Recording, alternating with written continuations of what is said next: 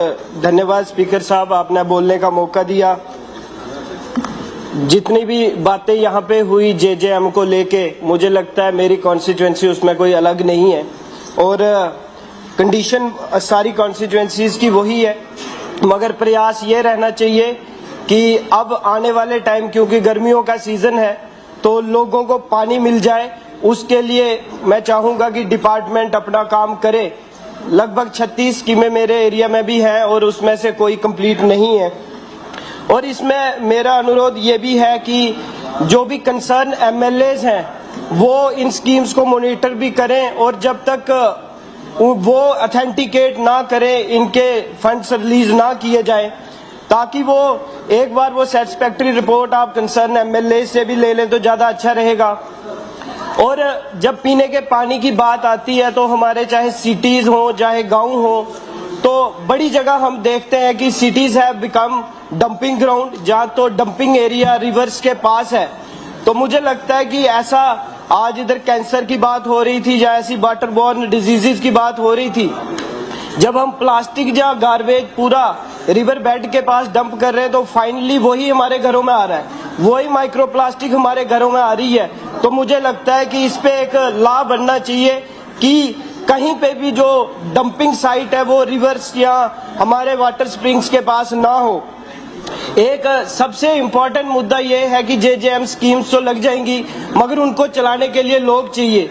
आज भी जो हमारे डेली वेजर्स हैं, कैजुअल लेबरर्स हैं, पीएचई वर्कर्स हैं, या जो हमारे रैबरे जंगलात में लोग लगे हुए हैं, उन्हीं के सिरों पे ये सारा कारोबार चल रहा है। तो मैं चाहूंगा कि उनके लिए अर्जेंटली उनकी रेगुलाइजेशन के लिए पॉलिसी बनाई जाए और मिनिमम वेजेस एक्ट जो है उसको लेटर एंड स्पिरिट में इम्प्लीमेंट किया जाए।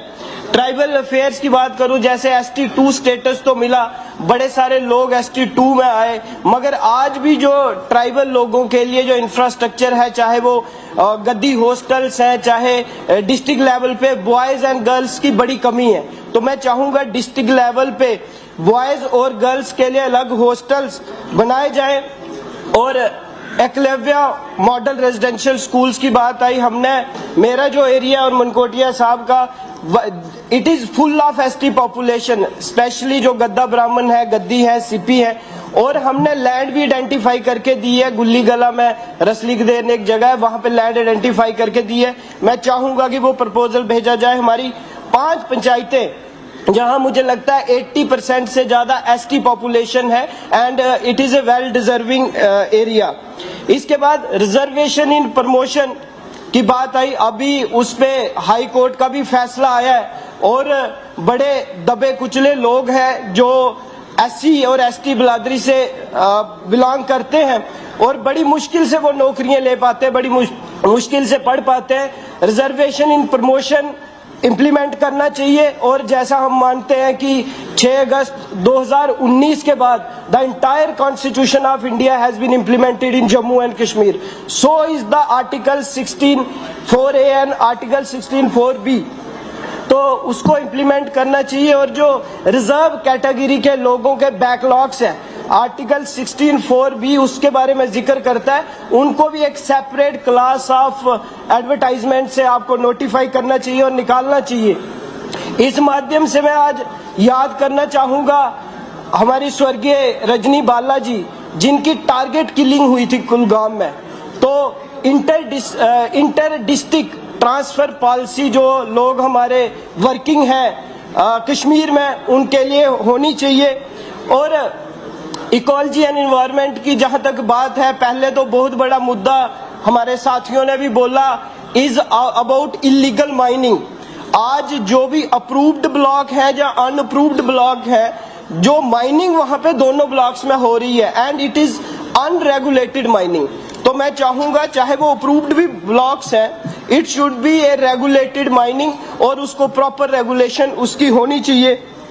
जम्मू एंड कश्मीर को बायोमास स्टेट कहा जाता था, अब UT है। बायोमास कहने का मतलब है कि it is very rich in biodiversity. लगभग 43 types of forest are in Jammu and Kashmir. Simultaneously लगभग 350 टाइप की सिर्फ बटरफ्लाईज जम्मू कश्मीर में रिपोर्ट हुई हैं। एंड जो मेरे पास डाटा है, 592 types of birds and 395 types of aromatic and medicinal plant। और जब एरोमेटिक और मेडिसिनल प्लांट्स की बात आती है, we have place like Syodhar and Ujjaindani. Syodhar कौन सी जगह है? जहां से हमारी सूर्यपुत्री तवी निकलती है। तो it is rich in all aromatic and medicinal plant. और उज्जैनदानी जहां से उज्ज रिवर निकलता है, और फॉर्चुनेटली वो दोनों मेरी कॉन्स्टिट्यूएंसी में है। That area is totally unexplored, ना तो वहां रोड कनेक्टिविटी है। तो मैं चाहूंगा कि जल्दी से जल्दी जो स्योधार का रोड है उसकी फॉरेस्ट क्लियरेंस हमें जल्दी मिले। और एक और बड़ा इंपॉर्टेंट हमारा रोड है किया टू चिगली बलोता, वो भी फॉरेस्ट क्लियरेंस में 5 साल से बचा हुआ है। मगर जब बायोडाइवर्सिटी के हवाले से हम बात करते हैं तो वो सिर्फ रामनगर की बात नहीं है, पूरा J&K की बात है। तो एक इंस्टीट्यूशन है central institution for aromatic and medicinal plant. आज अच्छा लगा कि सीएम साहब ने नेशनल लॉ यूनिवर्सिटी की बात की, स्किल यूनिवर्सिटी की बात कही। मगर जब हम बोलते हैं कि Jammu Kashmir is a fragile state, fragile UT, यहाँ की बायोडाइवर्सिटी फ्रेजाइल है, तो मुझे लगता है कि we should establish a national institute for preventing biodiversity in Jammu and Kashmir. तो जो इंस्टीट्यूशन इस पे काम कर सके, और जो भी इलीगल चीजें हैं, विशेष करके एक तो माइनिंग पे सख्त कार्रवाई भी हो और उसको रेगुलेट भी किया जाना चाहिए। ये नहीं है कि हम माइनिंग बंद कर दें, आफ्टर ऑल हमें डेवलपमेंट भी करनी है, मगर it should be A sustainable mining. और दूसरा, जो आज बीमारियों के हवाले से हम इतने कैंसर पेशेंट्स को भी ट्रीट नहीं कर पाएंगे, जो हमारा वेस्टेज है, गार्बेज है, उसको सही जगह पे